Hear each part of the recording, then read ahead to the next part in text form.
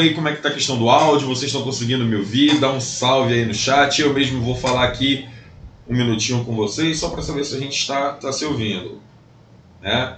Como é que tá esse áudio? O áudio tá bom e tal?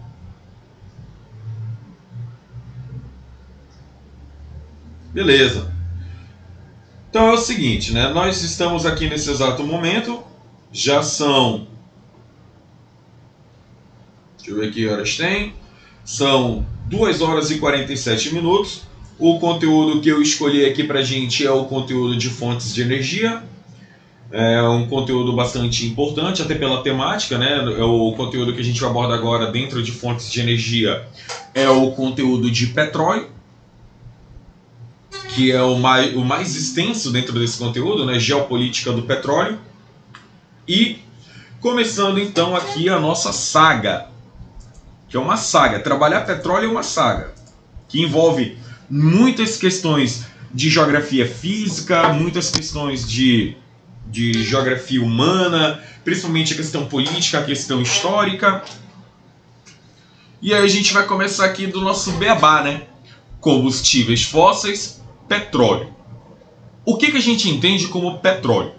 A palavra petróleo deriva do latim petrus, que a gente está analisando aqui, ó, petrus, que na hora já vem à nossa cabeça, né? Petrus é pedra e óleo, óleo. Seria então o petróleo um termo originado da ideia de que dentro das rochas nós podemos encontrar um óleo e que esse óleo é combustível e pode ser utilizado como uma fonte de energia, sendo a principal fonte de energia da atualidade. Então esse seria o conceito de petróleo. Pelo ponto de vista químico, o petróleo deve ser entendido como um hidrocarboneto. Então, é uma estrutura complexa de hidrocarboneto, e o nome também já vem ajudando a gente, né? O petróleo ele vai ser formado por uma cadeia complexa de moléculas de carbono e hidrogênio, conteúdo que você assiste no 3º ano do ensino médio, e que além de ter carbono e hidrogênio, também tem no seu interior outros elementos químicos como nitrogênio, oxigênio, enxofre e por aí vai. O que nós entendemos mesmo como petróleo é a ideia na geografia de que esse líquido, esse óleo escuro, é utilizado como fonte de energia e que não é também somente utilizado como fonte de energia. O petróleo ele vai ter um amplo uso dentro do setor industrial e comercial, aonde a gente pode apontar aqui de maneira bastante eficaz que 90% de toda a produção de petróleo no planeta é destinada à produção dos combustíveis. E quais seriam os combustíveis que nós conhecemos que são derivados do petróleo? Seriam esses combustíveis a gasolina, o óleo diesel, a querosene que é utilizada como combustível de avião, né? Querosene da aviação, a gasolina utilizada nos automóveis comuns, o diesel, que é o principal combustível derivado do petróleo e o principal mais utilizado no planeta, e além do fato do petróleo poder ser utilizado pela indústria química diversa. O que é a indústria química diversa? É a produção de polímeros como plásticos, a produção do isopor, do nylon. O petróleo pode ser empregado também na produção de cosméticos. A gente tem a produção a composição do petróleo ajudando a indústria petroquímica na produção de agrotóxicos, defensivos agrícolas como os inseticidas, os herbicidas, fungicidas, todos eles foram criados a partir desse desenvolvimento químico do século XIX, onde o petróleo foi fundamental. Então o petróleo ele vai estar envolvido em vários fatores e ele está presente na nossa sociedade a ponto da gente se questionar se realmente conseguimos viver sem o petróleo. Eu não digo mais nem pelo fato do petróleo ser combustível, porque a gente tem uma luta hoje para substituir os combustíveis por fontes alternativas. Mas imagina um mundo sem plástico, sem PVC, um mundo sem nylon, um mundo sem a presença do isopor. Então a gente tem aí, né, produtos que fazem parte do nosso cotidiano que às vezes a gente não se liga. Até o mísero chiclete pode apresentar no seu interior composição de estruturas de hidrocarbonetos vinculadas ao petróleo. Então a gente tem aí o seu uso amplo. Para entender melhor, então, essa concepção do petróleo como um combustível fóssil, nós precisamos fazer uma análise da sua origem. Qual seria a origem do petróleo? Então, quando nós falamos de origem do petróleo, nós falamos aqui desse conteúdo aonde o petróleo é um combustível fóssil. No primeiro ano do ensino médio, nós aprendemos que os combustíveis fósseis são elementos formados dentro de bacias sedimentares. Então, para entender a origem do petróleo, a gente tem que lembrar do conteúdo de geologia. Então, como é que funciona aqui, ó? Dentro do conteúdo de geologia, vamos usar esse espaço para um desenho simples. Quando o nosso planeta foi formado, ele não foi formado de maneira linear. Nós temos a existência de superfícies altas e superfícies baixas. Nas superfícies altas e superfícies baixas, o substrato era formado por rochas. Então nós temos aqui a formação de rochas. Essas rochas, ao longo do tempo, ficaram expostas na superfície à ação de agentes, como os agentes externos. Na superfície nós tivemos a ação do sol, do vento, dos mares, dos rios, da chuva, principalmente a chuva, que começou a agir sobre essas rochas, causando um processo de degradação que nós compreendemos lá no primeiro ano como intemperismo. O intemperismo fez com que as rochas iniciassem um processo de erosão, e esse material começou a ser removido dessas partes altas e transportado para as partes baixas, se depositando em camadas que eu desenhei aqui a partir dessas linhas vermelhas, que passam a ser os grandes depósitos de sedimentos. Esses grandes depósitos de sedimentos são denominados de bacias sedimentares. Então, olha só, o que é o petróleo? No momento, eu sei que o petróleo é um hidrocarboneto de origem orgânica, né? O carbono de origem orgânica, encontrado em bacias sedimentares, e eu já sei o que é uma bacia sedimentar. Bacias sedimentares são depósitos de sedimentos que começaram a se formar desde a era paleozoica até os dias de hoje, né? Elas estão em contínua formação. Sei que as bacias sedimentares apresentam camadas de sedimentos e que essas camadas de sedimentos estão associadas às eras geológicas pretéritas. Então, é nesse conteúdo que entra o petróleo, pois no momento de formação das bacias sedimentares, nós começamos a ter a matéria orgânica se misturando aos sedimentos. Mas é nesse momento que nós temos que tomar cuidado, porque não é só o petróleo que é um combustível fóssil. Nós também temos o gás natural como combustível fóssil e nós também temos o carvão mineral como combustível fóssil. Então, quais são os combustíveis fósseis? Carvão mineral, petróleo e gás natural. Qual seria, então, a diferença entre ambos? Qual seria a diferença de formação, obviamente, porque a diferença entre carvão e petróleo é óbvia, né? O carvão é sólido, o petróleo é líquido. E o gás, pelo amor de Deus, né? Então, a gente já tem aí estruturas físicas diferentes, além de estruturas químicas diferentes. A diferença é quanto à origem, né, do carvão mineral para o petróleo, é o que está escrito aqui. O petróleo só se forma em ambientes aquáticos, ou seja, em áreas que no passado foram gigantescos lagos ou mares. Então é nessa área que se forma o petróleo. Já o carvão mineral não. Seu processo de formação está vinculado a pântanos em ambientes terrestres. E o período de formação dos dois não é igual. O carvão mineral surgiu primeiro, há 300 milhões de anos, em um período chamado de Carbonífero, quando o petróleo começa a se formar a partir da era Mesozoica. Então quer dizer que o carvão ele se forma no Paleozoico, a partir do Paleozoico até hoje, e o petróleo a partir do Mesozoico até hoje. Geologicamente são dois períodos distintos para o processo de formação do petróleo. Então, em síntese, qual é a origem do petróleo? Petróleo é um combustível fóssil formado em bacias sedimentares que um dia, antes de se tornarem as grandes camadas de sedimentos que nós temos, eram oceanos pré-históricos.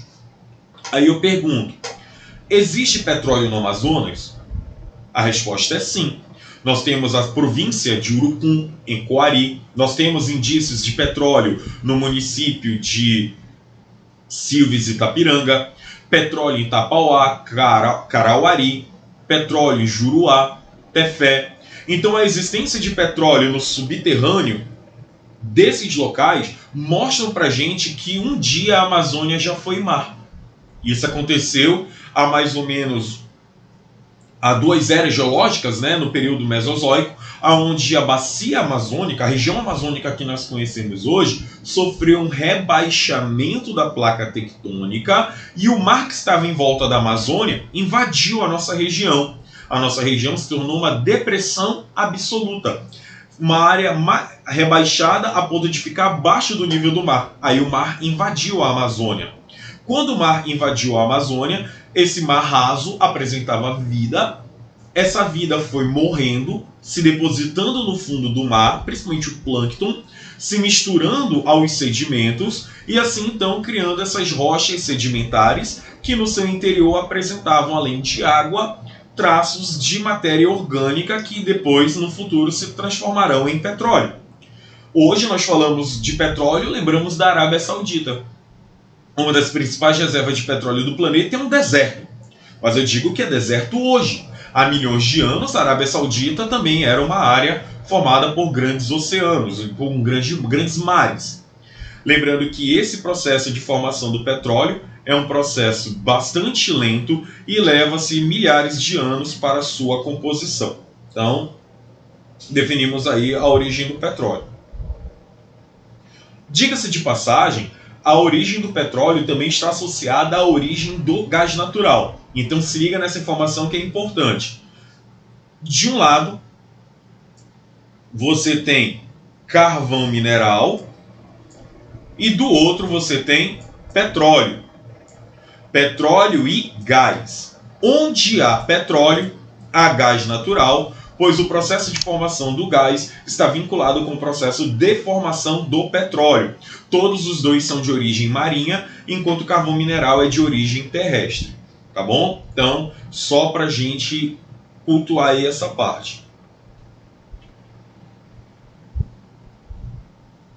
Aqui nesse esquema, a gente pode visualizar melhor como é que se deu esse processo de origem do petróleo. Como eu falei para a sala, para a turma aí, todo mundo que está online, o petróleo ele se forma em camadas internas. E nesse momento, o local onde o petróleo se forma é aqui nessa área que eu estou circulando, que é chamada de rocha geradora. É aqui embaixo que você vai ter a presença da matéria orgânica em questão. Você tem a presença de água, de oxigênio e de uma série de outros elementos químicos. Imagina então que ao passar dos anos, nós temos a formação de várias camadas de sedimentos e rochas. Essas camadas de sedimentos exercem enorme pressão sobre essa área onde está a matéria orgânica. Nós temos também a temperatura, que aqui para o interior é elevada. Estima-se, a partir de uma média de grau geotérmico, que a cada 33 metros, é o gradiente geotérmico o nome disso, que a cada 33 metros a temperatura se eleva 1 grau Celsius. Então imagina qual seria a temperatura do pré-sal. O pré-sal está a 7.000 metros de profundidade. Se tem 33 metros é 1 grau, 330, 10. 3.330, 100. Eu dobro isso, 200. E eu não atingi a profundidade do pré-sal, que deve estar com 210, 220 graus em relação à temperatura, a mais, né, em relação à temperatura da superfície. Com tamanha temperatura, grande quantidade de pressão, com uma grande densidade de elementos químicos no interior e camadas de matéria orgânica, fóssil e outros elementos, o petróleo acaba se formando nessa tal rocha geradora.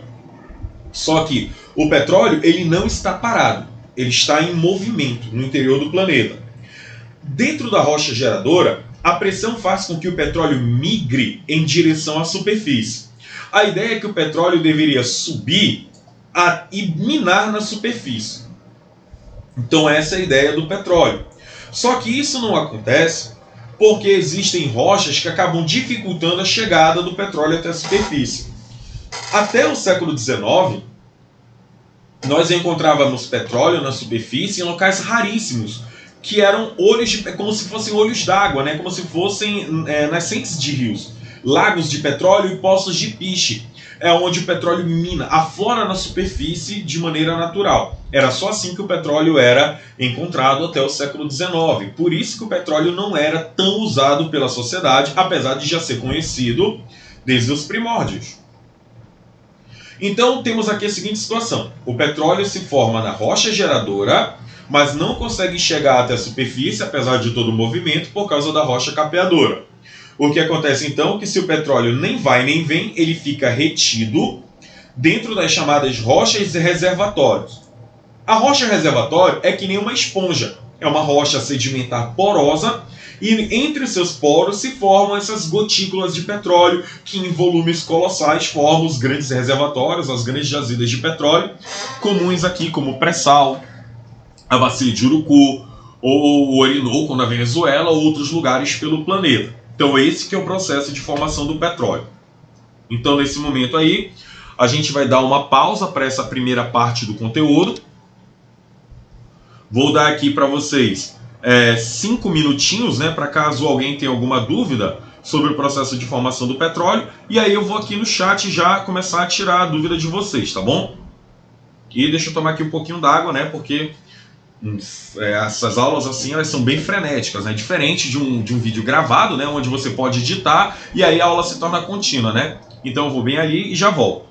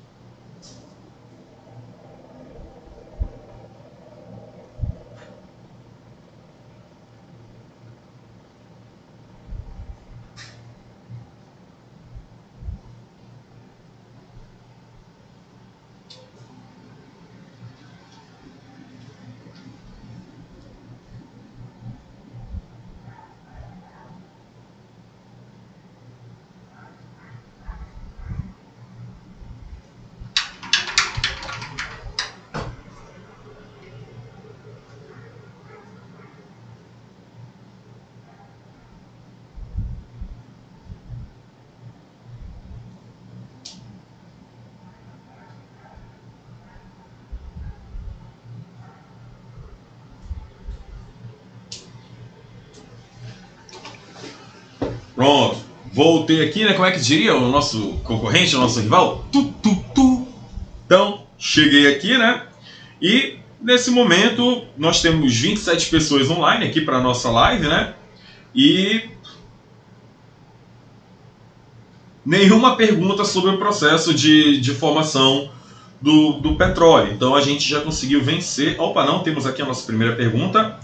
Quem tem o maior reservatório de petróleo é o Oriente Médio e o produtor é os Estados Unidos? Né? Pergunta que foi feita aqui pelo Vitor. No momento, o país que detém o maior reservatório de petróleo no planeta é a Venezuela.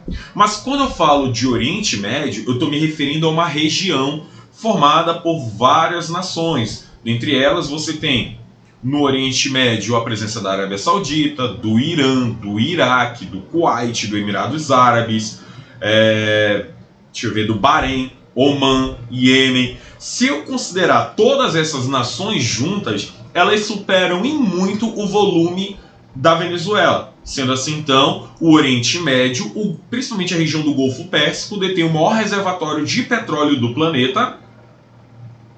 E a questão do produtor depende muito do ano, sacou? Se a gente for se apegar, né, à questão de rankings, os Estados Unidos em 2015, né, que são os rankings que são usados nas questões atuais, ele se transforma no principal produtor de petróleo, mas não é um grande exportador de petróleo. Por causa do seu dinamismo econômico, ele acaba consumindo a maior parte do petróleo que produz. Aí nós temos aqui, né, mais uma pergunta.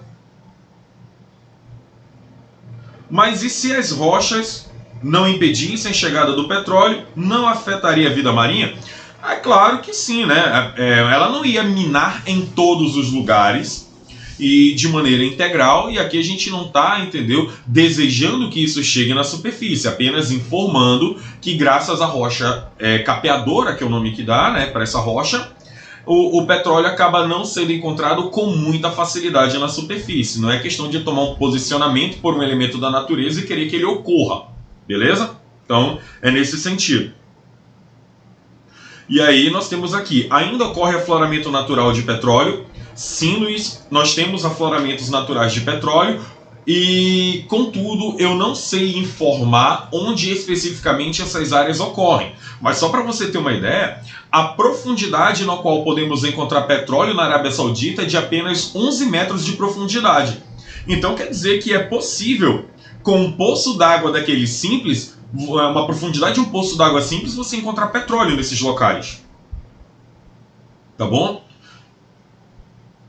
E aí, é possível acontecer afloramento de petróleo no oceano? Sim, é possível encontrar, mas não vai entender que o fluxo de petróleo que vai minar, entendeu, seja igual ao fluxo de petróleo, ou melhor, igual ao fluxo de um vulcão, sacou? De uma erupção vulcânica, não é assim. A gente está falando, entendeu, que o petróleo ele está contido em poros de rochas. Então, mesmo que ele consiga acessar a superfície, os volumes não são tão grosso, não é um volume tão grosso, tão grande assim, a ponto, né, de você ter, entendeu, uma contaminação de um oceano e tudo mais. Não é também nessa perspectiva, é bem menor. Então, temos aí já a resposta, né, de algumas perguntas. E agora a gente vai passar para a segunda parte da nossa aula. A segunda parte da nossa aula está vinculado com a história do petróleo. Então vamos lá. Quando nós falamos de história do petróleo, nós dividimos a história do petróleo em 4 grandes fases. Mas isso é para fim didático, né? Isso daí não vai querer achar que a história é linear. Acho que todos os professores de história sempre abordaram o conteúdo dizendo que a história não é linear. Não.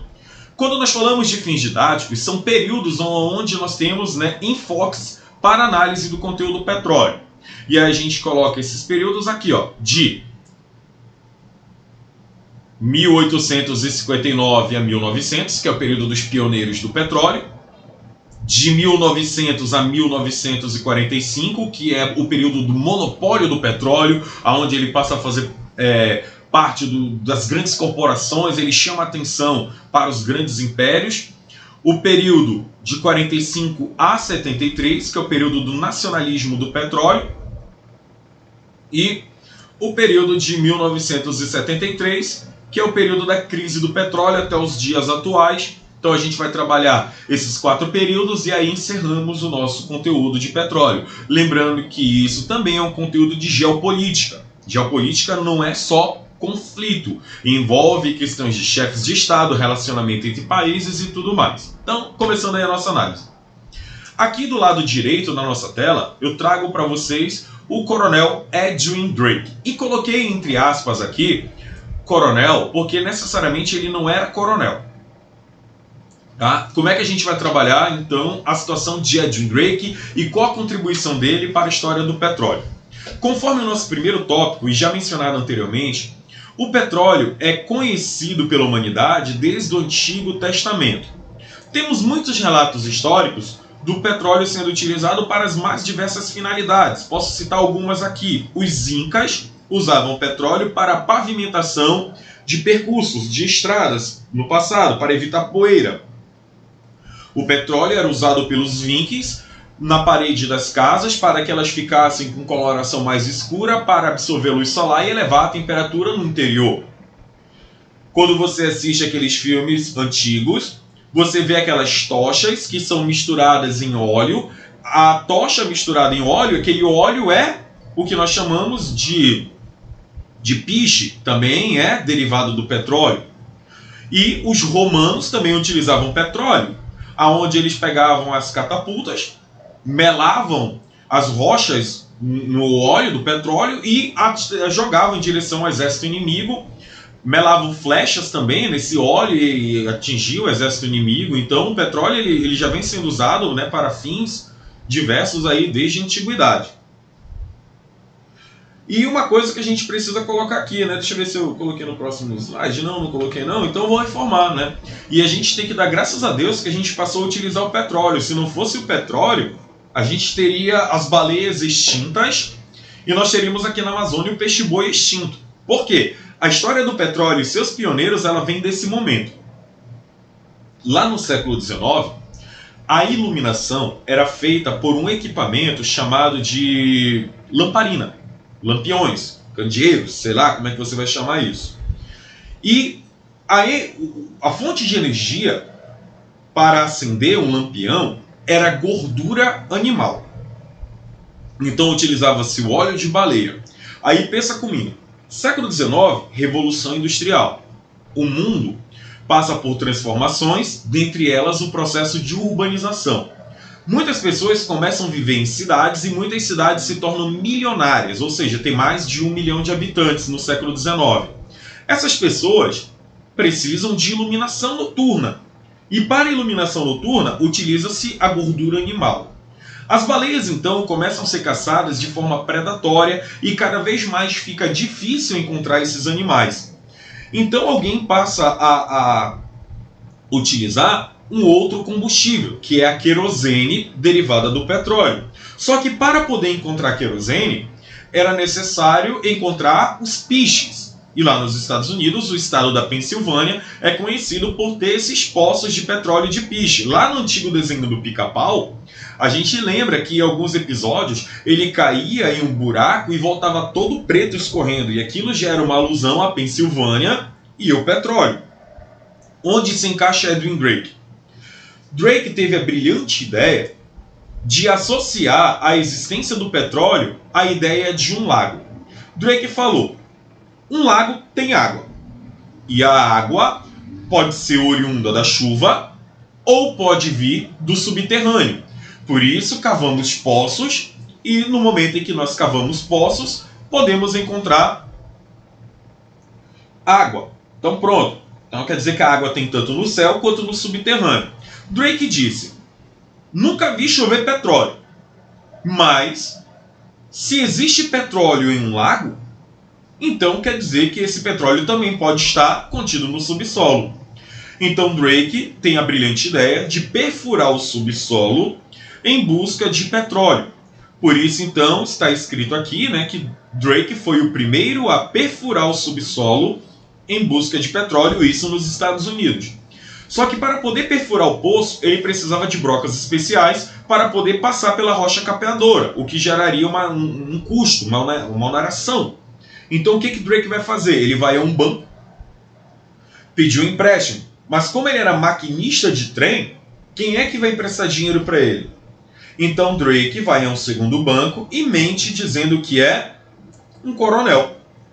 Ele consegue recurso necessário e a partir disso Drake vai fazer então as suas brocas especiais. E a partir dessas brocas especiais temos aí a perfuração do subsolo, ele jorra petróleo na Pensilvânia e dá então início a uma era na produção do petróleo, que é a era dos pioneiros. Por que era dos pioneiros? Por que eu digo então que é o início da corrida do ouro negro? Vocês já assistiram um filme chamado de Família Buscapé. No filme Família Buscapé, quando se dá um tiro no lago, o petróleo jorra e a família fica feliz e se torna bilionária. Isso acontece porque na legislação americana, se você encontrar petróleo, ele é seu, porque está na sua propriedade e por aí vai. Diferente aqui do Brasil, se eu encontrar petróleo aqui na minha casa, meu terreno vai ser desapropriado e o petróleo que está no subsolo não pertence a mim, ele pertence ao Estado, à União, ao povo brasileiro. Então todas as riquezas no subsolo no Brasil pertencem ao Estado. Aí pronto. Quando Drake encontra petróleo e passa a produzir de maneira artesanal querosene e começa a ganhar dinheiro, as pessoas começam então a ir em busca do petróleo no interior das suas residências, né, dos seus terrenos, e começam a escavar. E aqueles que vão encontrando gradativamente o petróleo começam a ficar ricos. E isso então substitui a corrida do ouro, que foi comum na história americana, pela corrida do ouro negro, uma nova forma de enriquecer a partir da extração de petróleo. Aqui nessa imagem eu tenho o Signal Hill, que é a floresta de Poços. Essa área aqui dos Estados Unidos era para ser um conjunto residencial, que nem esses que nós temos aqui em Manaus, como Viver Melhor, o Nova Cidade e por aí vai. São terrenos que apresentam sua extensão de 8 por 16. E as pessoas não construíram casas, e sim torres de petróleo, poços de petróleo, na tentativa de enriquecer, e acabou gerando essa paisagem totalmente devastada, porque anteriormente isso daqui era imbuído de floresta. Então, só para relatar o que foi o período, a história do petróleo, a primeira fase, a fase dos pioneiros. Então aí já faço mais uma pausa e vamos lá, né, verificar se os nossos alunos aí têm alguma dúvida em relação ao conteúdo. Vou dar um tempinho aqui até para dar uma respirada e mais uma vez tomar água aqui, né? A edição vai entrar agora, né? E aí eu vou ali.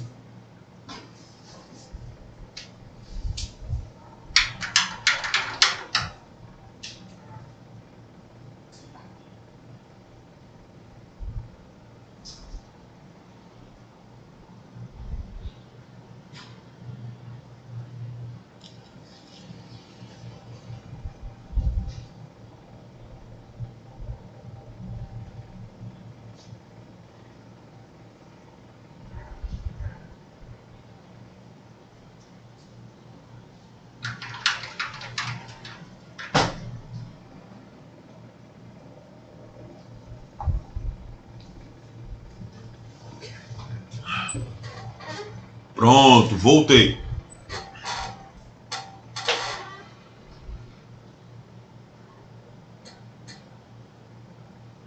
Estou olhando aqui meu celular, 27 pessoas online, 15 horas e 18 minutos aqui durante o momento da minha leitura. E eu não vejo nenhuma pergunta sobre a primeira fase, a fase do... Opa! Sami pergunta, professor, quem ficava responsável pelo refino do petróleo? O refinamento do petróleo era artesanal no período do final do século XIX, né? Nesse período de 1800, aqui ó, no período de 1859, que é o período em que Drake vai encontrar petróleo, até por volta de 1890, tudo isso era feito de maneira artesanal. Então, se tu tivesse um pouco de conhecimento prático em química ou tão científico, você já poderia fazer seus testes, suas torres, né? A sua torre de petróleo e tudo mais. Aí a Andresa pergunta, né? Professor, essa corrida pelo ouro negro é a corrida para achar petróleo? É isso mesmo. As pessoas buscam desenfreadamente petróleo para suas atividades. É que nem a ideia do garimpo. Quando você tem aqui no Brasil uma área que se encontra ouro, o que as pessoas fazem? Quando eu digo as pessoas, de maneira generalista, né? Eu não vou, entendeu? Algumas pessoas largam tudo o que estão fazendo e vão para aquela área, tipo Serra Pelada, entendeu? Em busca de riqueza. Principalmente aqueles que são mais pobres, né? Que estão desesperadamente em busca de riqueza. Aí, ó, Vitor Lago pergunta, por que a guerra do Yom Kippur aumentou o preço do petróleo? No caso do Vitor, é só a gente dar um tempinho aí, porque a gente vai trabalhar essa fase, que é a quarta fase do petróleo, que é o período das crises do petróleo, onde nós vamos entender por que isso acontece, tá bom? Então, mais um minutinho aí para ver se aparece alguma pergunta, e aí a gente dá seguimento ao conteúdo.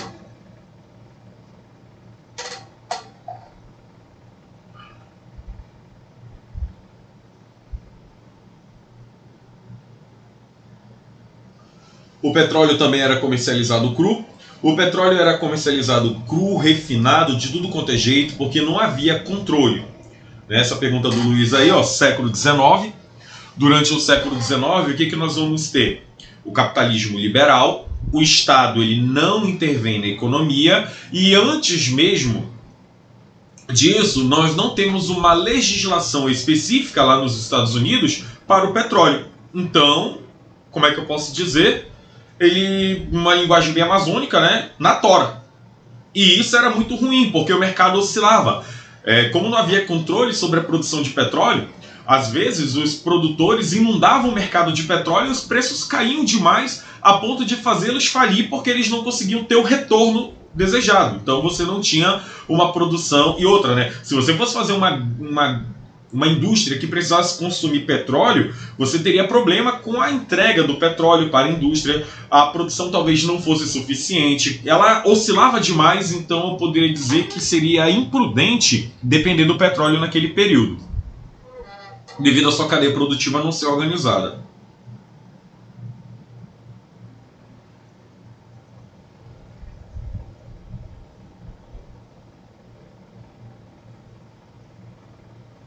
Pronto, então definimos aí, né? Tiramos aí as dúvidas sobre essa parte da fase dos pioneiros e vamos para a segunda parte do petróleo, que é a parte do capitalismo monopolista ou a fase monopolista, né? É como se o petróleo, por ser um produto que vai gerar riqueza para quem o produz, de certa forma, mais cedo ou mais tarde, ia acabar chamando a atenção das grandes corporações. E foi nessa ideia de chamar a atenção das grandes corporações que surge, então, o grande magnata do petróleo, que é o John D. Rockefeller. John Rockefeller, ele deve ser trazido para essa fase do capitalismo monopolista. Lá, quando você estuda capitalismo monopolista, você estuda algumas palavrinhas, né, que são bem conhecidas, como trust, cartel, holding, monopólio, oligopólio, dumping. Pois é, Rockefeller foi responsável por utilizar todos os artifícios dentro do capitalismo monopolista para controlar o petróleo nos Estados Unidos. Rockefeller era um homem pobre, né? Rockefeller era um homem pobre. Seu pai era um charlatão. Ele fingia ser médico, vendia remédios falsos e diagnosticava doenças para as pessoas e vendia a cura, então ele vivia disso. E Rockefeller cresceu nesse ambiente, né, um pouco distorcido. Rockefeller, então, olhou para o petróleo e percebeu que a cadeia produtiva do petróleo, isso já na fase adulta, obviamente, não era organizada. A cadeia produtiva do petróleo não era organizada e ele poderia ganhar dinheiro, mas não na extração do petróleo, porque já havia muita gente extraindo petróleo. Ele poderia ganhar dinheiro com refino e transporte. Então foi aí que Rockefeller se posicionou. Isso lá no final do século XIX. Como é que Rockefeller vai agir então? Rockefeller vai pegar e comprar uma refinaria de petróleo. Lembrando que eu respondi aí a pergunta, né, do rapaz anteriormente. Essas refinarias eram artesanais, então ele compra uma refinaria pelo preço de um Fiat Uno 1994. Ele compra aí uma refinaria pelo preço de um iPhone 10, né? Então é assim que ele vai começar a agir e começa a refinar o petróleo, gerando querosene. Querosene que era utilizado naquele momento para iluminação pública. Rockefeller começa a ampliar seus horizontes quando a indústria automobilística aparece. Graças ao motor de combustão interna, produzido por, deixa eu ver quem aqui, Daimler e Benz, né? Carl Benz, o motor de combustão interna, a gasolina e o diesel começam a se popularizar, né, a partir das fórmulas de Rudolf Diesel e por aí vai. Com o aparecimento da gasolina e do diesel e os automóveis começando a surgir e a partir de Ford se popularizando, Rockefeller então começa o seu império, aonde ele começa a refinar petróleo e colocar o petróleo no mercado de forma barata a fim de quebrar a concorrência. Chamamos essa técnica de dumping. Rockefeller consegue quebrar a concorrência e incorpora a concorrência. Passa a perna nos seus aliados, compra indústrias menores e quando se percebe, Rockefeller funda a maior empresa que este planeta já viu, a Standard Oil. A Standard Oil é um grande conglomerado formado por mais de 33 empresas que vão dominar a produção de petróleo. E conforme a economia dos Estados Unidos cresce, mais a Standard Oil passa a controlar os americanos, pois ela vai ser a principal distribuidora de petróleo, vai ser a principal distribuidora de petróleo, vai ser a empresa que vai comprar muitas áreas de extração. Então olha só o que o Rockefeller faz. Eu posso dizer que esse cara domina toda a cadeia produtiva do petróleo. Ele domina o refino, ele domina o transporte, ele domina o comércio, ele domina a extração do petróleo. Fora dos Estados Unidos, a única empresa capaz de concorrer com o caso Rockefeller é a empresa Royal Dutch Shell. A Shell que nós conhecemos hoje já era uma empresa de petróleo no início do século XX. Lembrando que a Shell é uma empresa anglo-holandesa que tem a sua história associada à extração de conchas na ilha de Bornéu. Ela trabalhava com extração de concha, até porque as conchas apresentam cálcio, e o cálcio é um elemento químico que pode ser utilizado para diversos outros, né, principalmente produção de adubos e por aí vai, né? Não só cálcio, mas também você vai ter a presença de outros sais minerais aí. Então só mandando embora essa parte aí. Aí o que acontece? Né? Causos desse momento em que o petróleo se transforma nessa mina de ouro bilionária aí para o planeta. A Primeira Guerra Mundial foi fundamental para a popularização do petróleo. A Marinha Britânica estava pegando um sonoro cacete da Marinha Alemã. Os navios alemães eram mais rápidos que os navios encoraçados de metal, né, de aço e carvão britânicos. Foi aí que Winston Churchill deu autorização para mudar os motores, porque como estava em guerra, até que se trocassem todos os navios, a Inglaterra tinha perdido a guerra. Então não dá para você construir novos navios, o que você pode fazer é mudar o motor. Então passa a se utilizar o motor a diesel, substituindo o carvão mineral como fonte de energia. Com isso, a Marinha Britânica se transforma em mais veloz e os britânicos conseguem neutralizar a Marinha Alemã. E aí olha só o que sai para o planeta. O petróleo ajudou a Inglaterra a vencer a guerra. A Primeira Guerra Mundial foi muita onda, cara. Porque ela começa com cavalos e depois ela termina com veículos de guerra, produtos motorizados. A França, por exemplo, tem um caos histórico, né, que ela vai colocar no fronte de batalha soldados transportados a partir de táxis, que são fretados, né, pelo governo francês durante a Primeira Guerra Mundial. Então se liga nessa informação, pois a França precisa de combustível, a Inglaterra precisa de combustível e não produzem petróleo em larga escala. Então eu pergunto, quem produz petróleo? Os Estados Unidos. Mas como os americanos são liberais, não é uma estatal americana que produz petróleo, é John Rockefeller. É a Standard Oil que produz petróleo. Então Rockefeller vai ser responsável por produzir o petróleo para os Estados Unidos, para produzir o petróleo para fora dos Estados Unidos, e assim ele se transforma no primeiro bilionário da história norte-americana. Um homem extremamente poderoso, e não é à toa que a Standard Oil é sempre visualizada através da imagem de um polvo, onde seus tentáculos controlam todos os setores da economia e praticamente todos os lugares do planeta. Entendido aí a história da Standard Oil e a questão da Primeira Guerra Mundial. Agora, só para considerar, né, o desenvolvimento da indústria automobilística, que já foi citado, que fizeram com que os americanos tivessem o controle do petróleo a nível mundial, né, e da produção e exportação de petróleo, e os americanos tivessem também, né, o uso dessa fonte de energia em larga escala. Então, tá aí as duas situações que popularizaram o petróleo. Pegou na prova, segunda revolução industrial é a era do petróleo, com o desenvolvimento da indústria automobilística e petroquímica, e a popularização do petróleo a partir da Primeira Guerra Mundial e o domínio de Standard Oil, o domínio de Rockefeller.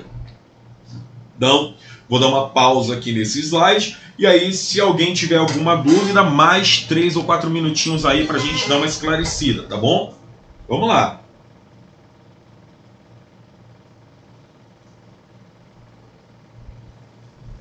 Nós temos aqui o Júlio perguntando: hoje em dia, essa tática de vender o produto a um preço muito baixo é legal? Quando o mercado é regulado, sim. Aqui no Brasil, a gente pode estar falando de concorrência desleal, então existem instrumentos jurídicos aí que podem impedir uma empresa a traçar essa estratégia. Até porque ela atenta contra a livre concorrência. Mas só que tem que, às vezes, isso acontece de uma forma muito sutil e é muito complicado você acusar, porque você vai ter que ter provas, né? Então, e aí que eu acho bacana, porque você tem hoje um discurso totalmente liberal, totalmente neoliberal, mas só que se a gente deixar o neoliberalismo ou o liberalismo atuar, o século XIX tem situações onde o monopólio foi praticamente, né, tomado por essas empresas e a gente ficava à mercê delas, ou melhor, das pessoas que estão por trás dela. Então, é aquela questão, né? Até onde o livre comércio realmente é livre? A livre iniciativa privada é realmente livre. E algumas empresas, como a Standard Oil, acabam atuando como se fossem verdadeiras estatais, né? Essas empresas gigantescas, elas têm, entendeu? Até burocracias internas que me lembram muito o Estado, né? Então, a gente só vê a diferença entre quem está dominando elas, né? A forma como elas funcionam, para mim, não tem mudança nenhuma. Vitor tem aqui uma informação. As trincheiras, corroborando, né, a questão da guerra, importante, né, os tanques de guerra junto com a Inglaterra, isso mesmo. E a Tainá dizendo que queria ter sido a filha de Rockefeller. Olha, se eu te falar que, se tu digitar no Google aí na tua casa, nós temos o senador americano chamado de John Rockefeller IV, né? Nascer com o sobrenome Rockefeller nos Estados Unidos já é sinônimo de nascer bilionário, tá bom? Então, a herança da família Rockefeller persiste até hoje, né? Tu escolhe se tu quer ser Rockefeller ou Ford, né? São dois sobrenomes bons aí. Luiz pergunta, quais foram os desenvolvimentos técnicos e tecnológicos da Standard Oil, já que seguia junto ao desenvolvimento da Grande Guerra? Bem, a tua pergunta, de forma genérica, vai ser respondida a partir da própria segunda Revolução Industrial. Como essa empresa está em diversos setores, ela vai dominar processos de produção, aprimorando cada vez mais para garantir a produtividade, para manter a estabilidade do consumo do petróleo. Pensa, a indústria automobilística nasce, temos automóveis. Se eu não tiver a garantia que o petróleo vai chegar até o consumidor, as pessoas não vão querer mais andar de carro. O cavalo come feno, come capim. É só plantar e o cavalo come. O automóvel consome petróleo. E se não tiver petróleo no posto de gasolina, eu não tenho mais confiança no automóvel e vou deixar de utilizar e a indústria automobilística pode quebrar. Então, Rockefeller, pensando nisso, ele sempre vai estar aprimorando e investindo para que os seus cientistas, porque ele vai ter, entendeu, um setor de desenho tecnológico que vai trazer para a gente novas brocas, novos métodos extrativos. O início da produção no mar vai vir com o Rockefeller e com a Shell depois. Questões de legislação que a Standard Oil, junto aos políticos que estão à mercê da empresa, vão acabar criando leis que vão favorecer o monopólio do Rockefeller e uma série de outros elementos. Então, seria muito difícil citar que desenvolvimento tecnológico é esse, né? Eu acho que a maior contribuição da Standard Oil foi a organização da cadeia produtiva do petróleo, onde ela organiza em extração, transporte, refino, transporte e comercialização. Essa organização de cadeia produtiva que até hoje nós temos é a garantia de que vai chegar até o consumidor, é a maior contribuição que a Standard Oil trouxe para o mundo.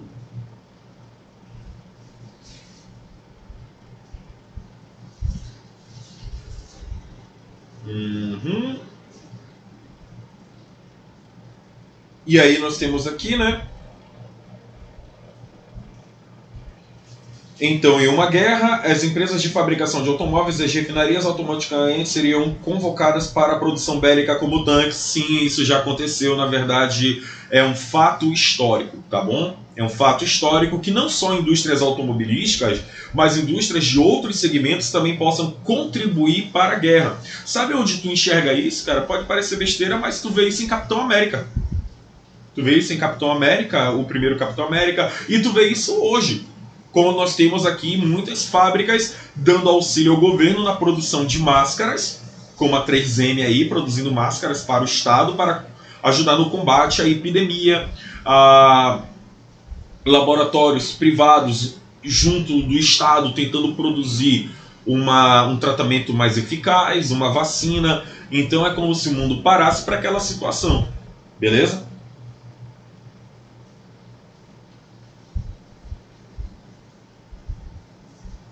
Então pronto, vamos dar aí um avanço aqui no conteúdo. Nesse momento da aula eu trago para vocês, né, uma situação. Deixa eu voltar aqui, ó. Dar uma limpada, deixa eu ver cadê o meu cursor. Pronto. Deixa eu me organizar aqui para a gente continuar. E já já eu vejo, né, algumas perguntas aí. As Sete Irmãs. Apesar de Rockefeller ser tão importante assim para a história do mundo e para a história do petróleo, e para ele mesmo, obviamente, para a família dele, a Standard Oil construiu uma gama muito grande de inimigos nos Estados Unidos. Muito, mas muito grande mesmo. Rockefeller era muito temido. E justamente por isso, muitos políticos que não aceitavam o domínio e tinham medo do Rockefeller conseguiram se organizar para tentar derrubá-lo. E nessa tentativa de derrubar Rockefeller, acabaram criando uma lei chamada de Lei Antitrust. Essa lei demonizava Rockefeller e transformava muitas ações de Rockefeller em situações ilegais. Rockefeller então foi julgado, condenado, foi até mesmo preso. Obviamente que ele vai ficar preso por muito tempo, né? Ele foi preso e foi obrigado a pegar a sua empresa, a Standard Oil, e dividi-la para eliminar os trusts que ele havia formado ao longo da história. Quando Rockefeller dividiu a sua empresa, ele acabou dividindo em 33 empresas, das quais eu posso destacar essa aqui, a ESSO, que é a Standard Oil Nova Jersey. Olha só, quem já jogou aí ou assistiu Fórmula 1, Mobil. Essa daqui você conhece porque há postos aqui em Manaus, né, que a gente chama de Texaco, mas é a Texas Company Petróleo, ou Texaco, né, como se pronuncia, né, tipo Texaco, desculpe o termo, né, meu ovo, entendeu? Ninguém fala Texaco, é Texaco.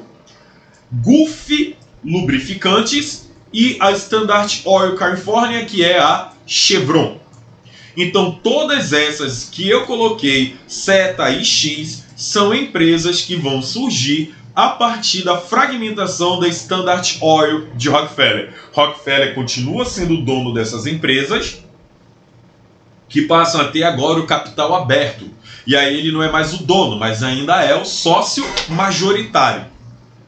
A gente criou, foi um monstro, né? Isso daí que aconteceu a partir da lei antitrust, porque antes você tinha a Standard Oil, agora você tem 5 empresas gigantescas no setor do petróleo que aparentemente são concorrentes, mas têm o mesmo dono, John Rockefeller. E fora dos Estados Unidos, British Petroleum, BP, e a Shell com seu símbolo tradicional.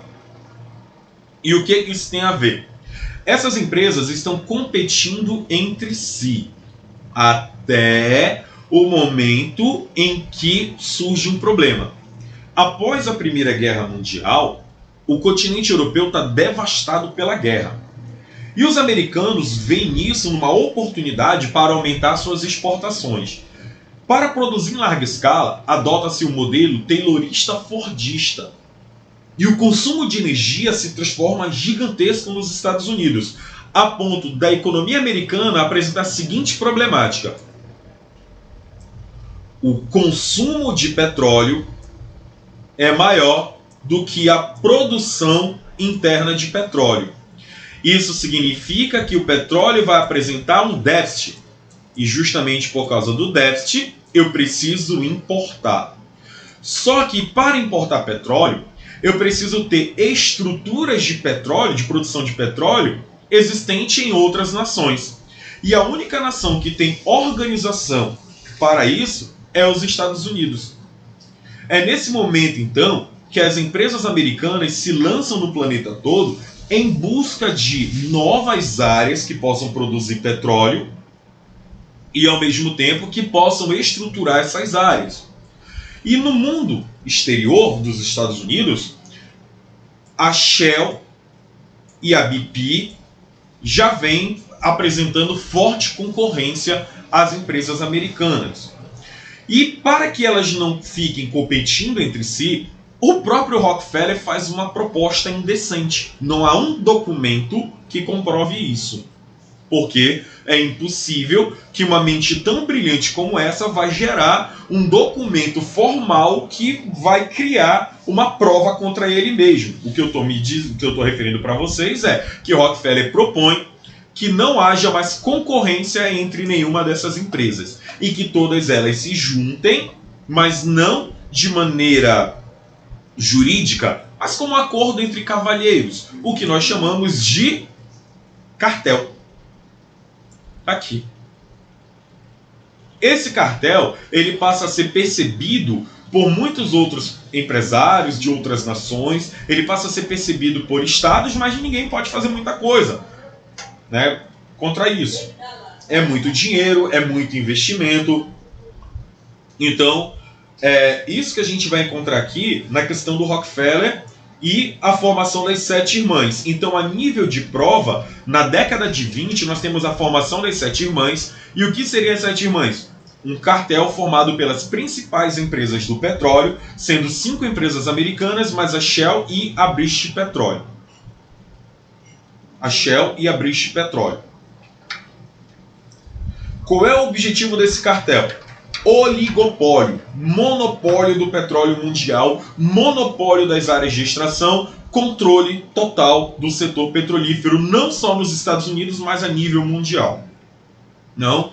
Tá aí a definição do que vem a ser as Sete Irmãs. Vamos olhar aqui para o nosso chat. Alguma pergunta sobre o que é isso? Lembrando que eu tenho que responder aqui.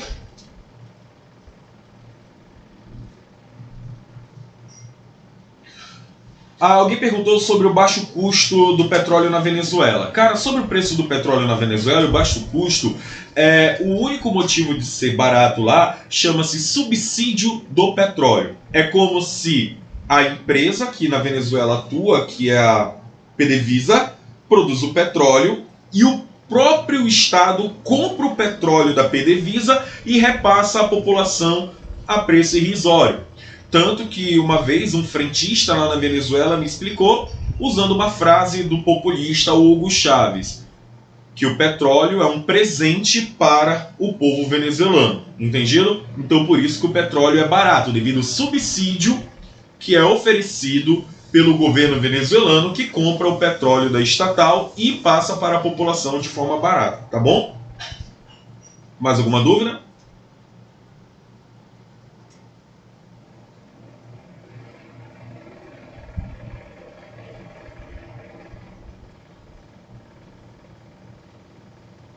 Por que o Rockefeller foi considerado um criminoso?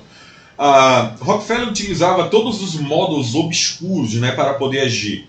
Manipulava políticos, subornava pessoas, ameaçava pessoas e fez fusões de empresas sem autorização do Estado. Com a criação da lei antitruste e a regulação do setor nos Estados Unidos, Rockefeller, então, foi preso por muitas e muitas atividades que passaram a ser consideradas ilegais a partir da criação da lei.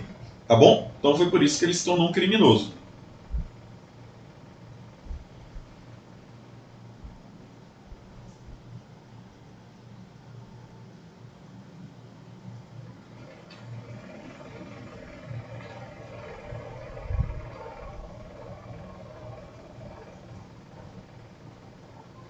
Beleza, beleza. Aqui uns 5 segundinhos sem uma pergunta, né? Vamos seguir aqui. Linha vermelha. O que foi o acordo da linha vermelha? Essa área que a gente está olhando aqui, consideramos como Oriente Médio. E nós temos o Oriente Médio como um todo. E essa área que eu estou circulando aqui, ó, é a região denominada de Golfo Pérsico. É o local onde nós temos o maior volume de petróleo do planeta. E o que isso tem a ver com a história do petróleo? As Sete Irmãs conseguiram a informação de que nessa região do planeta havia petróleo de qualidade e de fácil acesso. Então as Sete Irmãs começaram a costurar acordos com os governos locais para tentar usufruir desse recurso. Muitos países têm a sua própria política de petróleo, que muitas vezes nós somos ignorantes a ponto de vista de analisar os povos árabes como se eles fossem uma coisa só. Aqui onde eu vou colocar o A é a Arábia Saudita. O rei da Arábia Saudita criou políticas, né? A história da Arábia Saudita criou políticas que só valem para o território saudita. Aqui em cima é o Iraque, onde eu coloquei o I. E o Iraque não tem nada a ver com a Arábia Saudita em relação às políticas e a forma de tratar os seus recursos naturais. Cada povo, cada território, suas próprias leis, sua soberania.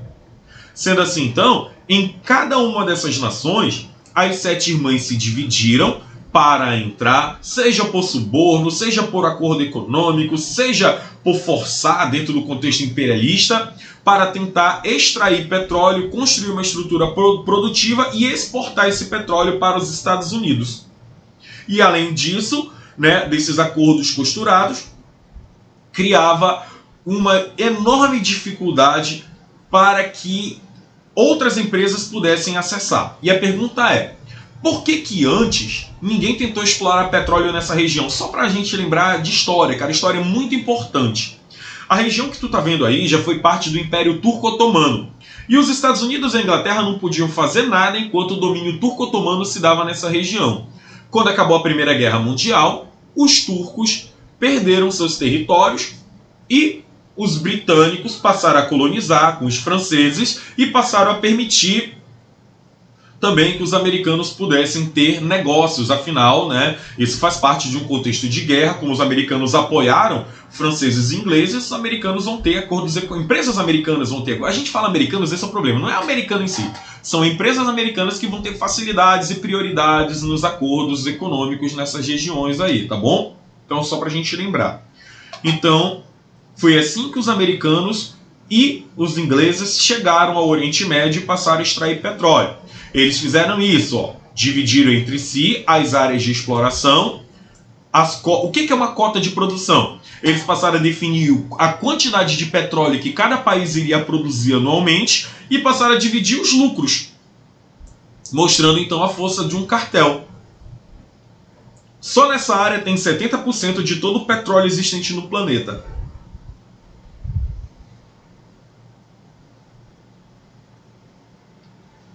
Aí, vou só responder uma pergunta que está aqui no chat, né, da Andressa. Professor, essa quebra tomou a empresa sob controle do Estado? Não. Muito pelo contrário. Criaram uma regra, né, que é a lei antitrust. A empresa continua privada e de capital aberto agora, aonde os sócios majoritários é que vão ter controle sobre a empresa. Então, nada de transformar a empresa numa estatal. O Estado tomar conta de uma empresa é estatizar a empresa, aonde o Estado nomeia quem vai ser o diretor-presidente, o Estado é que vai determinar como é que a empresa vai atuar no seu quadro organizacional, delegando quem são os diretores, com quem a empresa vai comercializar. Isso que é, entendeu, o Estado controlar. É apenas uma lei que foi criada, tá bom? Então, um minutinho para que vocês façam mais perguntas. E aí, respondendo aqui a mais uma. Gabriel pergunta: as Sete Irmãs teve influência nas guerras do petróleo? Podemos dizer que muitas guerras são decorrentes às atividades pioneiras que as Sete Irmãs vão ter lá no passado, tá bom? E a outra pergunta: então a colonização americana e britânica nesses territórios facilitaram a posse do petróleo? Sim, cara. Vamos pensar da seguinte perspectiva. Vamos escolher um país do Oriente Médio como a Síria. O que é a Síria em 1946? Um país pobre, subdesenvolvido, sob controle francês. Então as empresas francesas vão entrar na Síria e vão tomar conta. 1946 ainda foi longe, 1930, 1940. O que é a Arábia Saudita?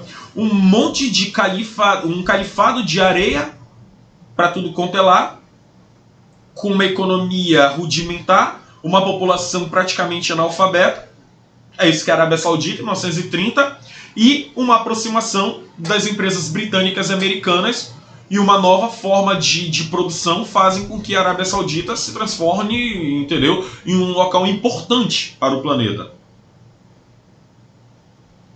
Deixa eu ver se tem mais alguma pergunta.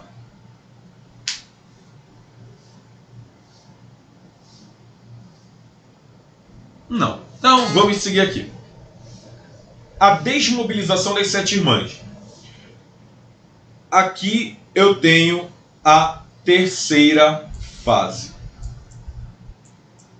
Você já entendeu o monopólio do petróleo. A terceira fase é marcada pelas tentativas de desmobilizar as Sete Irmãs.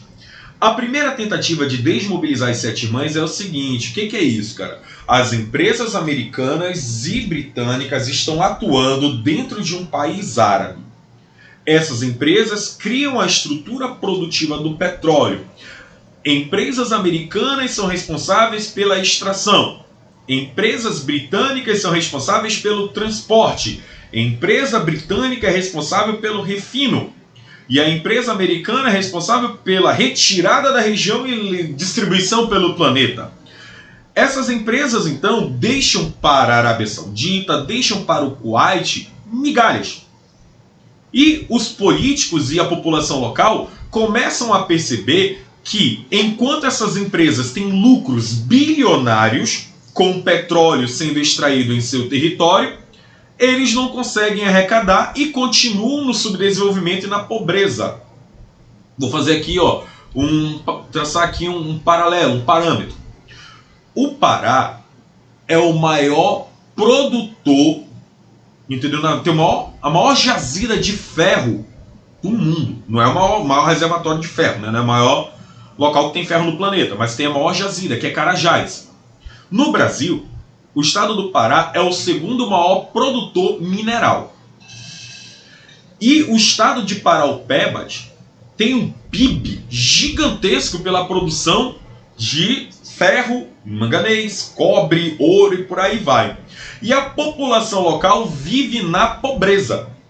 E aí eu pergunto, como morador de Paraupebas, eu vivo numa área onde produz-se riqueza, transformam a vida de pessoas a quilômetros de distância em bilionários, e eu tô aqui respirando óxido de ferro, contraindo câncer, vivendo em meio à pobreza, passando fome, com problemas de saneamento. Então a população local começa a questionar quando que o petróleo vai trazer a riqueza para a nação.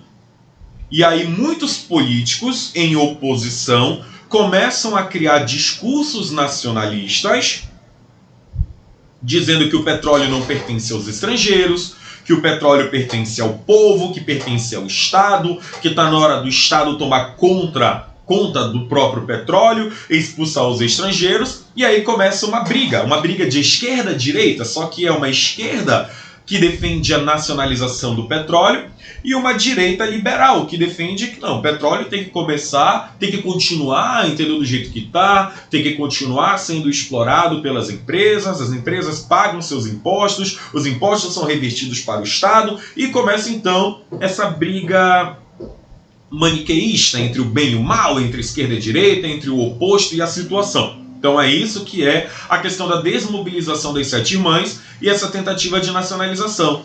E eu tenho como referência o Irã. O Irã, ele passou por uma situação onde mostra muito bem qual é o poder das Sete Irmãs quando elas são desmobilizadas. Na década de 50, um nacionalista chamado Mossadegh chegou ao poder.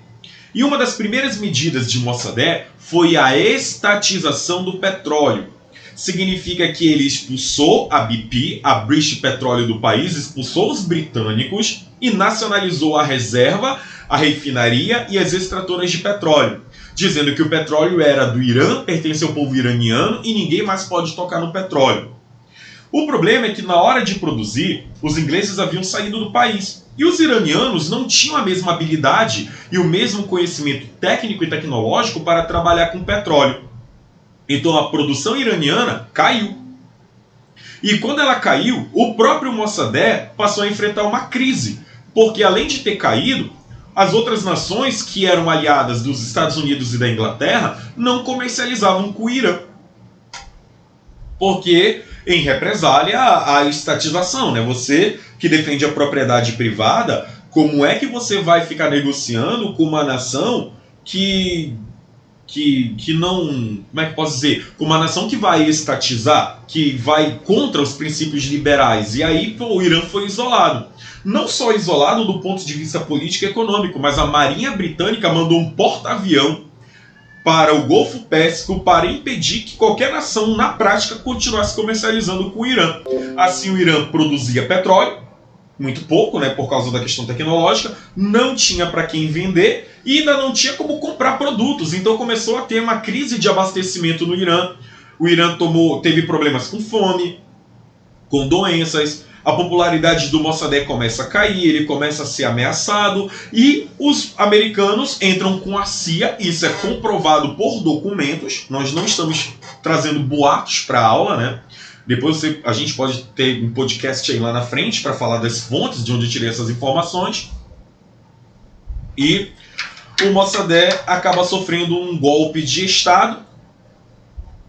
Esse golpe de Estado coloca no poder Reza Pahlavi, um iraniano liberal, engraçado, né? Porque sai do poder o nacionalista e entra o liberal. O liberal abre a economia, permite a entrada e a estabilidade volta para o país, né? Então a gente percebe, a história ela acaba mostrando pra gente, né, absurdos. Naquele momento, né, parecia que a briga no Irã era interna. Hoje, passado mais de 60 anos, né, melhor, mais de 80 anos, a gente percebe, né, que havia influência de várias nações costurando acordos macabros aí, né, na surdina. Então isso mostra muito bem esse tópico de nacionalização, que deu errado. O Brasil conseguiu, né, com Getúlio Vargas, proteger o petróleo por um bom período. E aqui nós temos a segunda tentativa de desmobilização, que é a criação da OPEP. O que é a OPEP? Organização dos Países Exportadores de Petróleo. Ela foi fundada nos anos 60, a OPEP, né? E, cara, quando a OPEP foi fundada, o New York Times publicou uma notinha na 6ª página, no cantinho inferior, dizendo a seguinte frase: 4 califados de areia e camelos e uma república de bananas fundam uma organização com a intenção de debater com as grandes empresas a produção de petróleo. Os americanos mostravam na década de 60 um profundo menosprezo pelos países subdesenvolvidos e essa tentativa deles de controlar suas próprias reservas ou pelo menos buscar melhorias, maior participação dos recursos e tudo mais. Sendo assim, então, os países fundadores da OPEP são Arábia Saudita, Irã, Iraque, Kuwait e Venezuela. A Venezuela, então, né, faz parte da OPEP e hoje nós temos aí aproximadamente 12 nações que fazem parte dessa organização. Perceba que não participam a Rússia, não participa a China, nem os americanos, porque a ideia é que esses países pequenos possam dialogar entre si e tentem participar de maneira mais ativa, unidos nos lucros do petróleo. Se eu colocasse aí a Rússia tomava conta da OPEP. Se eu botasse a China também tomava conta da OPEP. Por isso que são países pequenos. Mas a OPEP, que foi menosprezada, hoje se transformou no maior cartel de petróleo do planeta. E como o cartel é crime, eu gostaria que vocês fizessem uma denúncia, né, em relação ao OPEP. Vá lá denunciar o rei da Arábia Saudita, prenda ele, né? Vá lá prender também o presidente do Irã. Não tem como, são estados agindo como um cartel. É isso que vai acontecer.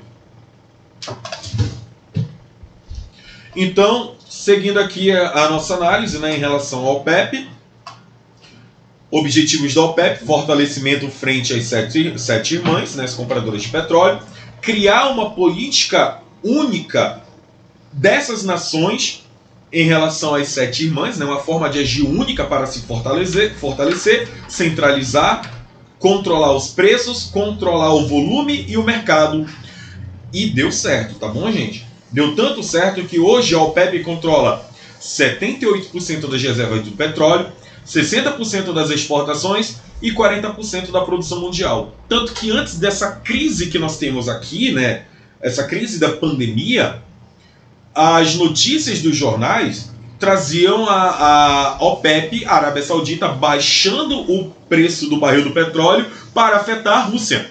E todas as outras nações também baixando juntas, diminuindo. E como é que você baixa o preço do barril do petróleo? Aumentando a produção, inundando o mercado de petróleo, aumentando o volume de produção, você acaba fazendo com que o preço caia. E para poder controlar o preço, é só fazer com que essas nações produzam pouco petróleo. Assim o preço sobe. Então a OPEP manda, faz o que quer. E como o Brasil hoje adotou uma política de travar os preços da gasolina conforme o preço do barril do petróleo, é muito volátil. Por isso que o preço ele não é mais fixado. Num dia está R$5, num dia está R$4,30, num dia está R$4,60 e por aí vai. Então tá aí os países que participam da OPEP.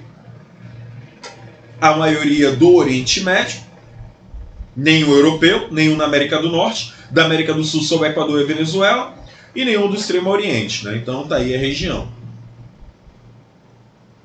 Um minutinho para eu, né, dar uma respirada aqui, e a gente entra na parte final do conteúdo, que são as crises do petróleo, tá bom?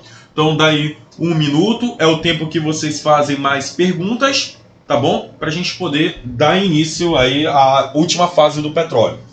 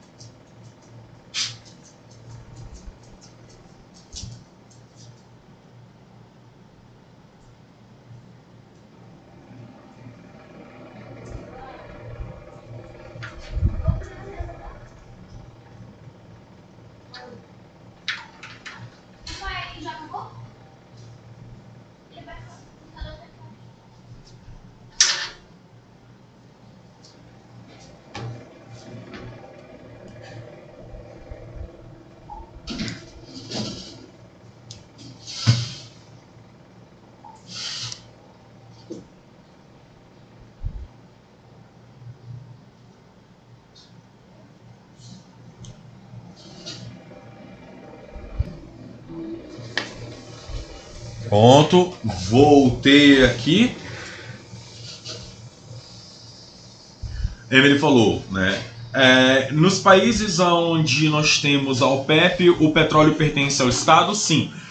Viu, Emily? Tá certo isso, a ponto de, até os anos de 1973, a maior parte do petróleo do planeta estava sob posse de empresas privadas.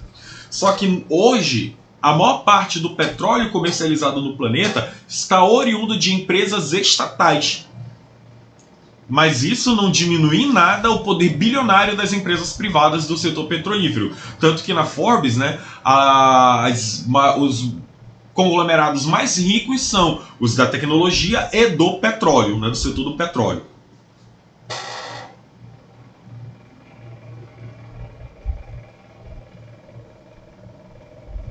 Aí nós temos aí, né, está provado mais uma vez, né, comentário de um aluno, que o Estado só sabe desorganizar a economia. Bem, eu não faço essa análise genérica porque eu falei do Estado iraniano. Eu não sou iraniano, não sou persa e eu não tenho muito o que dizer sobre a conduta de como os iranianos estão controlando a economia.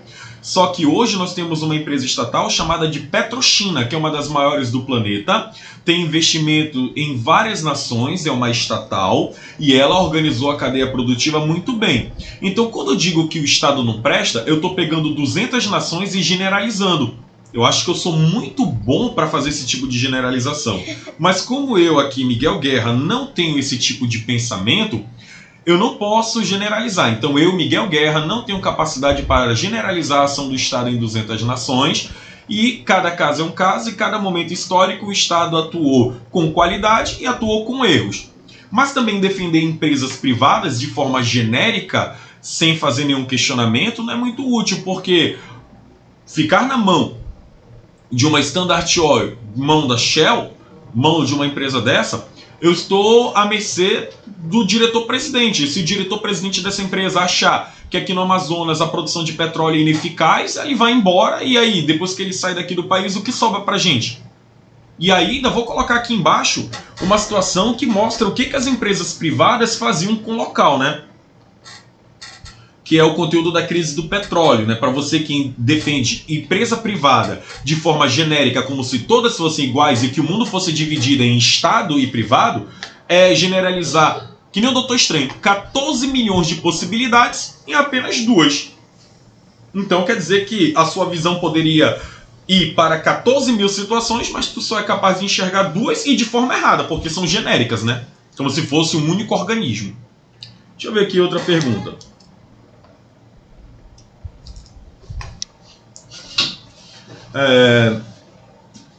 Então a baixa do preço da OPEP, o petróleo então nesses países da OPEP o petróleo pertence ao Estado. Sim, o poder do cartel da OPEP pode trazer prejuízo para todos os mercados. Olha, prejuízo ele vai ser definido da seguinte maneira: para quem se traz o prejuízo? Está à mercê de um cartel privado ou de um cartel estatal, nas duas situações traz prejuízo à economia brasileira. Entendido? O Brasil também é produtor de petróleo e o problema é que o custo de produção aqui no Brasil é muito elevado. Então, se a OPEP baixa o preço do barril do petróleo, a produção no Brasil fica comprometida. E enquanto consumidor, é mais futuro para mim comprar o petróleo deles do que produzir o meu. Então, se eu sou produtor de petróleo, eu ficaria com problemas aqui no Brasil. Mas enquanto consumidor, eu acho é bom, porque eu vou comprar petróleo barato. Então, eu sou consumidor. Eu não sou o Estado, muito menos ter uma empresa privada de petróleo.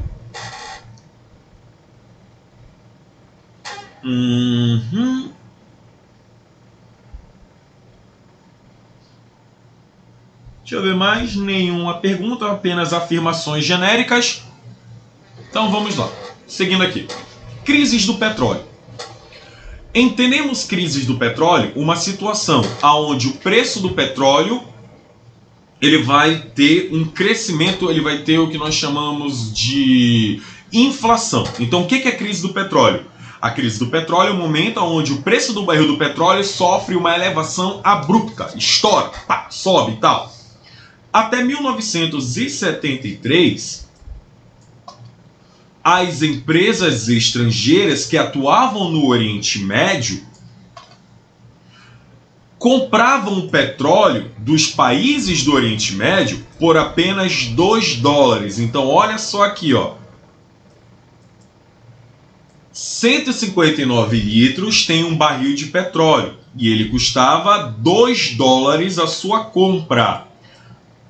Quem ganhava com isso? Se você quer um ganhador e um perdedor, se você age dessa forma, ganha quem compra. Está comprando o barril barato. Quem perde? Quem vende, que está vendendo barato demais e arrecada muito pouco. Quem vende petróleo? Países árabes vendem petróleo. Quanto que eles vendem? $2. Se eles quiserem vender por mais caro, eles podem para tentar arrecadar mais dinheiro? Não. Porque as 7 irmãs é que determinam essa compra por $2, senão não há compradores. Até porque são as empresas das 7 irmãs que extraem. Se você quiser mudar o valor para mais, a gente não vai mais produzir, você vai ficar sem produção nenhuma e você vai quebrar. Eu controlo você. Então é isso que acontecia. Então é nesse sentido que a gente acha quem ganha e quem perde.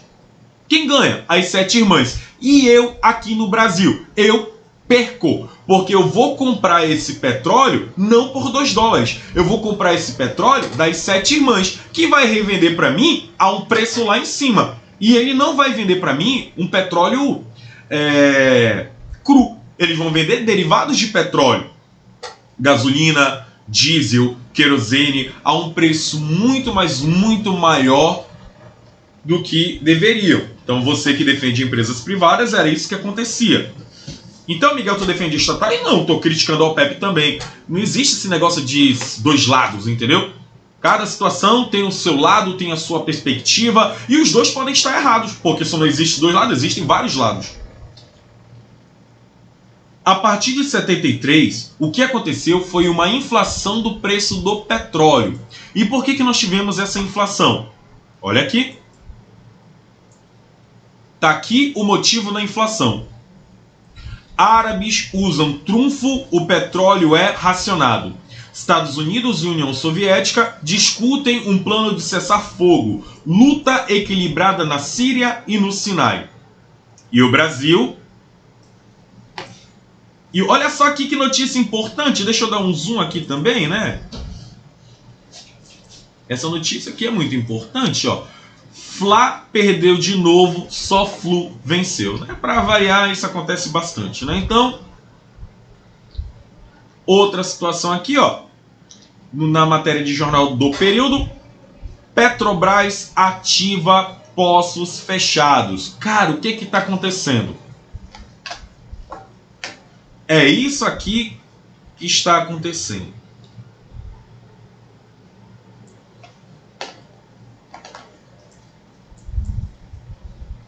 Em 1973, nós tivemos a Guerra do Yom Kippur. A Guerra do Yom Kippur foi o quarto conflito árabe-israelense. E se a gente olhar o mapa do Oriente Médio, a Guerra do Yom Kippur sequer acontece no local do petróleo. É um conflito entre Israel e Palestina, numa área totalmente distante, né? Deixa eu mostrar aqui o mapa do Oriente Médio. A Guerra do Yom Kippur é aqui, ó. É até fora da linha vermelha. É aqui que acontece, numa área que não tem tanto petróleo assim. Mas por que uma guerra nesse local vai gerar toda essa situação? Nós temos consciência que os israelenses são apoiados pelos Estados Unidos. E nós temos consciência também que naquele momento os árabes se uniram contra o Estado de Israel. E em represália ao apoio dado pelos americanos ao Estado de Israel, a Arábia Saudita, né, utiliza isso como bode expiatório para poder romper com os Estados Unidos. Então quer dizer que os árabes só estavam esperando o momento certo para tentar romper com os norte-americanos. E esse momento foi a guerra. A justificativa do apoio norte-americano a Israel faz com que nenhuma nação árabe comercialize petróleo com os Estados Unidos e eles começam a estatizar o petróleo, começam a bloquear a entrada de empresas americanas e isso faz com que os Estados Unidos sofram uma porrada bem dada. Por que eles vão sofrer essa porrada? Porque o preço do barril do petróleo salta de 2 dólares para 11 dólares. 550% de inflação em um ano. Aquele petróleo que tu comprava barato, agora está 5 vezes mais caro. Um produto que se torna 5 vezes mais caro da noite para o dia, pega os consumidores despreparados. E isso afetou o mundo todo. E como é que a Arábia Saudita fez para o barril do petróleo subir? Aqui, ó. O petróleo é racionado. A Arábia Saudita diminui a sua cota de produção, junto com as outras nações árabes. A escassez de petróleo gera a elevação do preço do petróleo. E agora, pronto. Quebrou os americanos, quebrou o Brasil. 73 é o ano do milagre econômico. Aluno Freeman, o nome da guerra é a Guerra dos 6 Dias, tá? Essa guerra foi em 67. Não existe Guerra dos 7 Dias, tá bom? Guerra do Yom Kippur é um outro conflito, tá? São conteúdos distintos. Só voltando para cá, tá? E olha só o que aconteceu. O preço do barril do petróleo subiu. Primeira crise do petróleo, 73. O Brasil quebra com isso, pois o Brasil é dependente da importação de petróleo. Não temos como substituir. E a gente então fica com a economia fracassada. E o plano, né, aquele plano, primeiro plano nacional de desenvolvimento praticamente acaba. Porque, né, o crescimento econômico do Brasil ele é destruído. 14% ao ano do milagre econômico, ele acaba em 73. Então muitas coisas mudam no planeta. E a década de 70 é uma década de instabilidade no preço do petróleo. Olha só aqui, ó. ele só tende a subir até um novo momento em que temos um salto, que é a segunda crise do petróleo. Não, só organizando. O primeiro choque do petróleo foi em 73. Motivo foi por causa do apoio norte-americano ao Estado de Israel. Os árabes nunca aceitaram a criação do Estado de Israel, né, de forma escancarada. A primeira nação que reconheceu Israel como um Estado foi o Egito, a partir de um acordo chamado Acordo de Camp David, lá em 79. Então demorou-se muito tempo para que algumas nações aceitassem o Estado de Israel, mas não é unanimidade entre os países árabes. A Guerra do Yom Kippur foi a quarta guerra, que acabou levando à crise do petróleo, e a elevação do preço foi por causa da redução da produção de petróleo e represália ao apoio norte-americano. Tá bom? Então tá aí a primeira crise do petróleo. Essa crise do petróleo trouxe consequências práticas para os Estados Unidos. Levaram os americanos a estocar petróleo, levaram os americanos a investir em fontes alternativas, buscar novas áreas de produção de petróleo, levaram os americanos a racionarem energia e a potencializarem as jazidas caras que existiam em seu território. E o Brasil não ficou atrás disso também não. A partir desse ano de 73, o Brasil passou a investir no próximo conteúdo: hidrelétricas. Além das usinas hidrelétricas, o Brasil vai investir em energia nuclear, em biocombustíveis, como fontes alternativas ao petróleo. E passamos a investir na produção nacional, melhorando a Petrobras, fazendo com que ela busque desenvolvimento tecnológico, ache novas reservas de petróleo. Então a gente não ficou parado em frente à crise do petróleo, mas que foi afetado foi. Foi um murro bem dado na cara. E a segunda crise do petróleo é o momento em que acontece a Revolução Iraniana. A Revolução Iraniana, em 79, é o momento em que Reza Pahlavi sai do poder e o Irã passa a ser regido pelo regime fundamentalista. Foi aí regido pelo regime, mas tudo bem, enfim, né? Deixa esse pleonasmo para lá. E ele passa a ser regido pelo Ayatollah Khomeini. A Revolução Iraniana é uma revolução fundamentalista e é uma revolução extremista que demoniza o mundo ocidental. O governo anterior era um governo aliado aos ocidentais. Então o Irã ele já foi uma nação mais próxima do Ocidente. Hoje é uma nação, uma das mais distantes. Praticamente impossível dizer, na atual circunstância, que o mundo ocidental tenha bom relacionamento com os iranianos.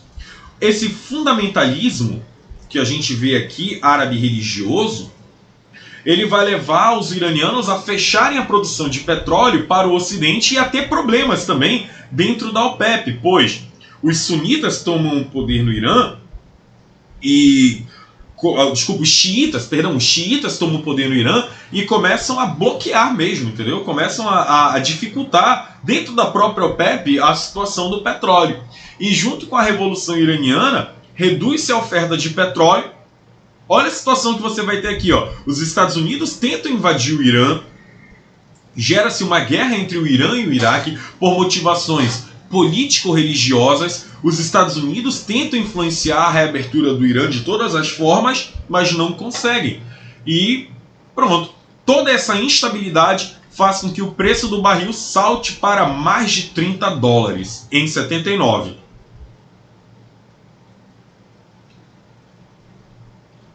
Durante os anos 80, só para a questão aqui, ó, mesmo com a subida do preço, você percebe que o barril do petróleo começa a cair. Ele começa a cair aqui porque as pessoas deixam de comprar petróleo por causa dos programas de produção nacional e por causa das fontes alternativas. E isso faz com que a OPEP seja obrigada a baixar o preço do petróleo novamente. Só que olha o que vai acontecer aqui. Terceira crise do petróleo. O que é a terceira crise do petróleo? A terceira crise do petróleo é a guerra do Kuwait, né? Na verdade, a guerra do Golfo. Nós temos aqui, ó, Não contem nada pra ninguém, tá bom, gente? Eu tenho o quê? 28 pessoas visualizando meu vídeo agora. Mas sabe quem tá aqui nessa foto? Olha só quem tá na foto aqui, ó.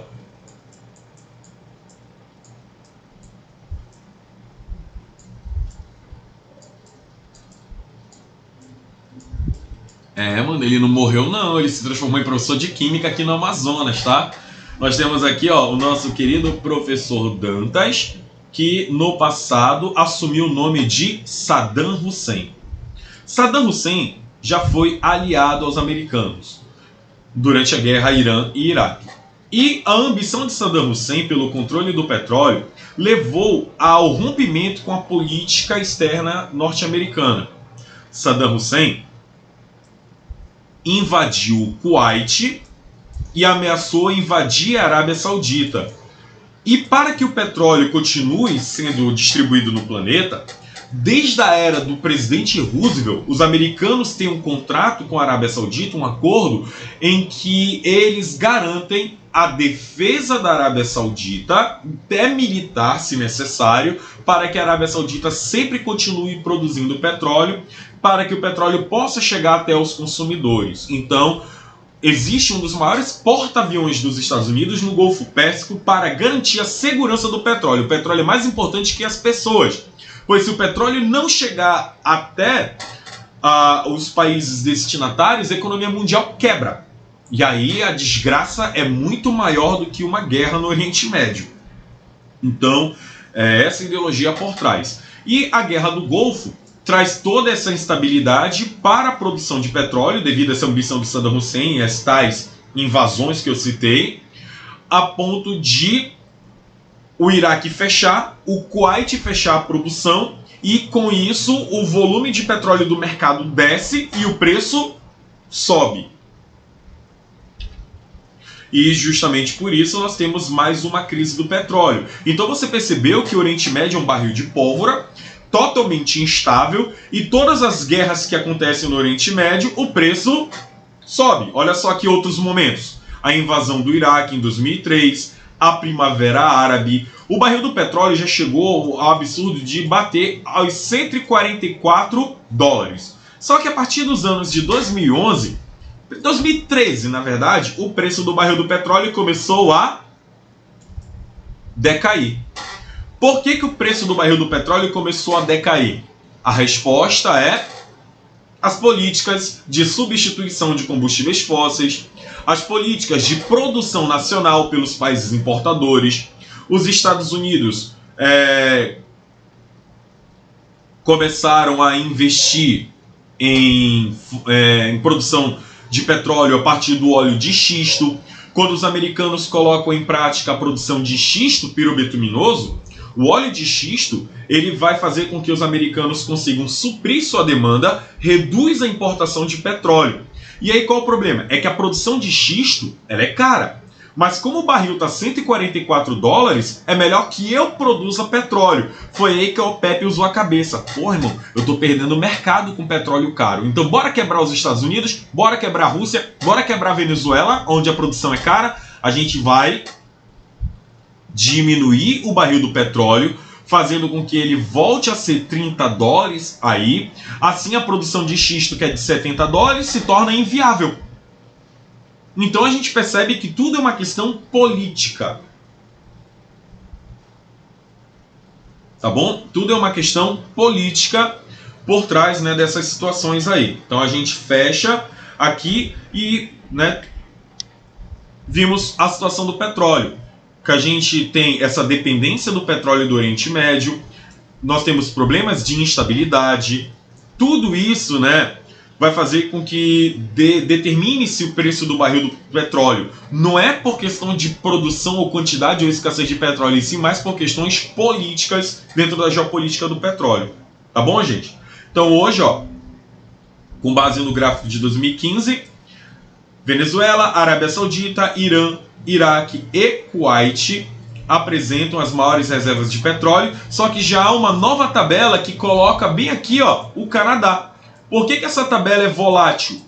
Porque sempre que nós olhamos para instabilidade, os países começam a investir em produções nacionais, tá bom? Então, cheguei ao final do meu conteúdo aqui na nossa aula. Temos algumas perguntas, né, para a gente trabalhar. Vitória, tá aqui, ó. Pergunta da Vitória aqui, ela vai ser respondida rapidinho.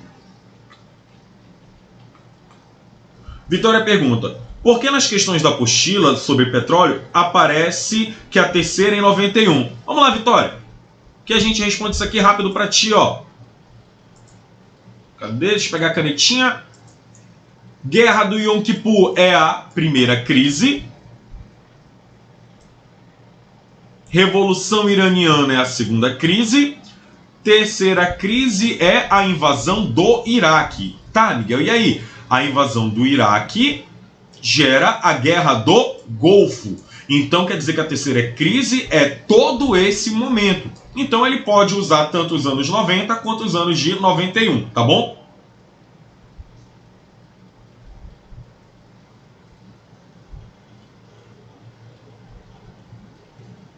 Alguém pergunta se o Saddam Hussein tinha influência soviética. Se tinha, não era exacerbado como no passado. Em 91, a União Soviética estava esfarelada, mano. Os russos não tinham dinheiro nem para comer.